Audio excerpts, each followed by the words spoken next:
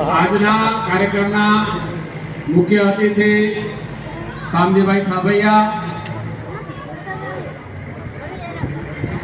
માંડવી તાલુકાના માન્ય સંચાલક રાજેશભાઈ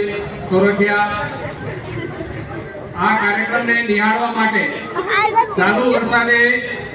પધારેલા આજુબાજુના ગ્રામજનો, માતા,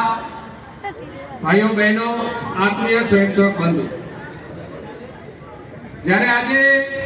કુદરત પણ આપણી પરીક્ષા કરીને સંઘ શતાબ્દીના ઉત્સવની અંદર પધાર્યા છે મેઘરાજા,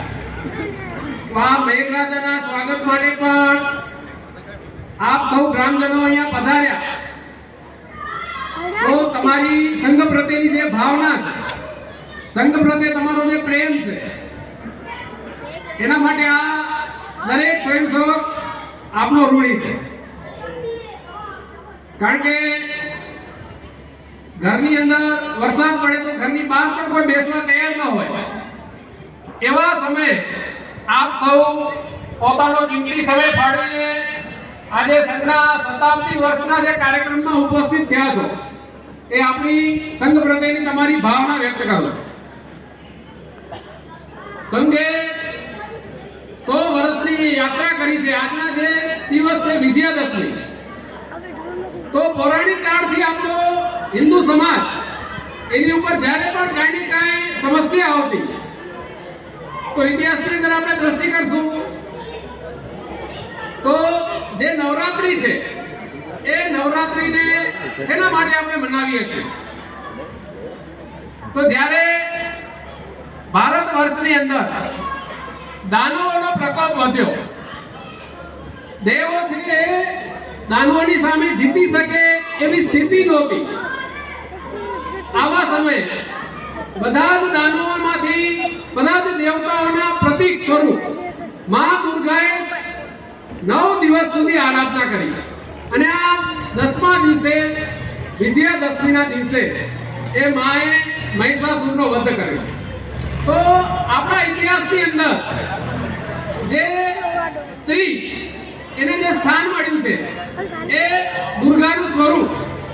એ સમય પ્રમાણે જ્યારે દેશ ઉપર આપત્તિ આવે, જ્યારે રાષ્ટ્ર ઉપર આપત્તિ આવે, જ્યારે ધર્મ ઉપર આપત્તિ આવે, ત્યારે આ મા બેન દીકરી છે એ પણ દુર્ગાનું સ્વરૂપ લઈ અને રાષ્ટ્રના કાર્યમાં જોડાતી હોય છે. એ જ પ્રકારે ભગવાન શ્રી રામ પોતાના વનવાસ દરમિયાન સીતાજીનું હરણ થાય છે, અને આ હરણના સમયે પોતાના અયોધ્યાની અંદર રહેલું પોતાનું સામ્રાજ્ય, પોતાના શક્તિશાળી ભાઈઓને સાથે ન રાખતા, જે દેવી શક્તિ ઊભી કરવી, સમાજ જ્યારે સુસુપ્ત બને ત્યારે સમાજનું જાગરણ કરવાનું જે કામ કર્યું, તો વનવાસી બંધુઓ, વનવાસી વાંદર, નલ, નીલ, જાંબુવન, આવા વનની અંદર વિચરતા ભાઈઓને પોતાના ધર્મનું સ્વત્વનું જાગરણ કરાવ્યું, અને શક્તિશાળી રાવણની સામે વિજય મેળવવા માટે પોતાનું સૈન્ય ઊભું કર્યું.